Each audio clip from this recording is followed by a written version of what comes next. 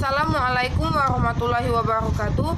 Perkenalkan, nama saya Despita Marani, NIM 22-2020-044. Di sini saya akan menjelaskan tentang materi-materi yang sudah diajarkan ibu dosen pengampu saya yang bernama Bu Syarifah Fatimah SAG MPDI.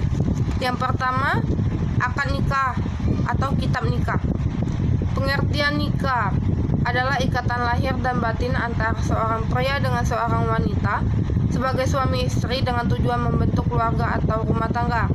Tujuan hikmah nikah, yang pertama mengikuti sunnah Rasul, yang kedua menghindari seks bebas, dan yang ketiga melanjutkan keturunan. Hukum nikah, menurut kondisi subjek atau pelaku nikah itu hukumnya menjadi wajib, sunnah, makruh, haram, dan mubah. Wanita yang haram dinikahi yaitu ada dua, haram selamanya dan haram sementara. Sahnya pernikahan itu apabila telah memenuhi rukun dan syarat. Adapun rukun nikah itu wali dan dua wali. Wali mempelai perempuan. Yang kedua, faraid. Bab kedua. Pengertian faraid yaitu bentuk jama dari faridah, artinya takdir atau ketentuan. Latar belakang yang disyariatkannya faraid, sebab turunnya pemerintah pembagian kewarisan ini adalah jawaban atas peristiwa yang menimpa istri sabda Ibnu Robi yang melapor kepada Rasulullah SAW atas tindakan paman putrinya yang mengambil seluruh harta peninggalannya, sehingga dia tidak dapat membiayai putrinya.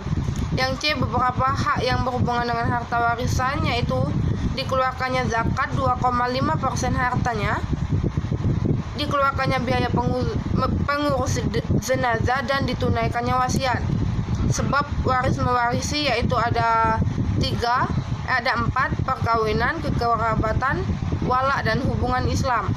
Sebab tidak mendapatkan warisan, yaitu dalam hukum Islam ada beberapa yang tidak mendapat warisan atau penghalang baginya, ialah perbudakan. F, rukun dan syarat waris mewarisi.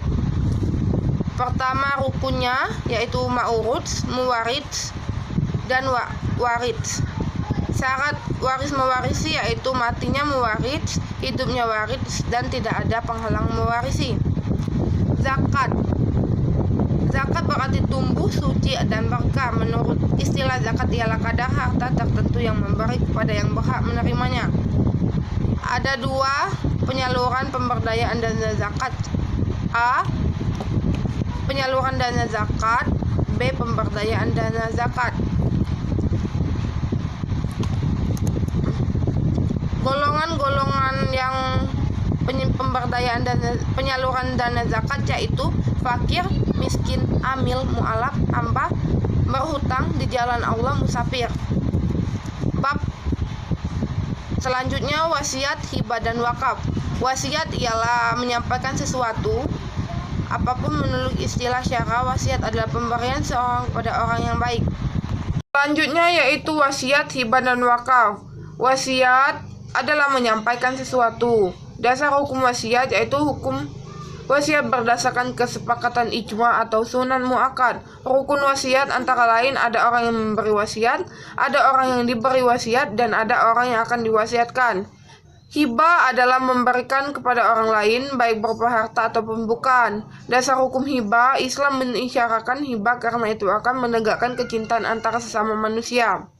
Rukun hibah yaitu adanya penghibah yaitu pemilik sayang barang yang dihibahkan. Ada orang yang menerima hibah yaitu setiap orang, baik per orang atau badan hukum, dan adanya barang yang dihibahkan. Wakaf yaitu berarti menahan. Dasar hukum wakaf sama dengan amal jariah, sesuai dengan jenis amal maka berwakaf bukan sekedar berderma atau sedekah biasanya, tetapi lebih besar pahalanya. Rukun wakaf, ada orang yang berwakaf, ada benda yang diwakafkan, ada penerima wakaf.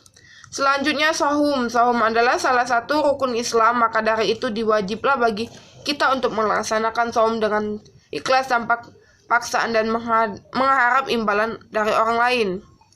Dasar kewajiban saum Ramadan salah satunya adalah rukun Islam yang diwajibkan setiap mukmin.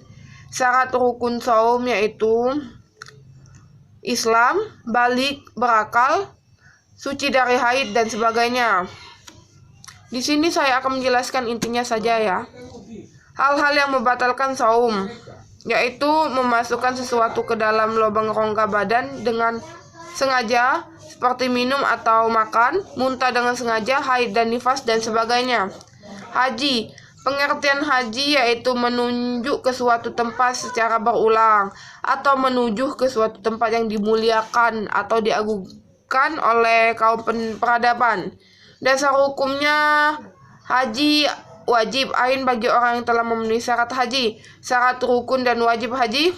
Syarat para ulama berpendapat bahwa haji adalah wajib bagi mereka yang memenuhi syarat sebagai berikut: Islam dan berakal, balik dan merdeka, sehat dan mampu, dan sebagainya.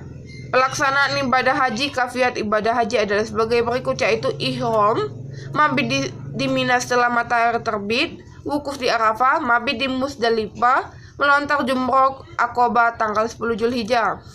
Larangan ibadah haji: menggunakan pakaian berjahit bagi laki-laki, menggunakan penutup kepala bagi laki-laki, menutup muka dan telapak tangan bagi perempuan.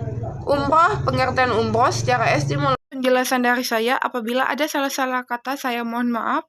Wabillahi wal taufiq wal hidayah. Wassalamualaikum warahmatullahi wabarakatuh.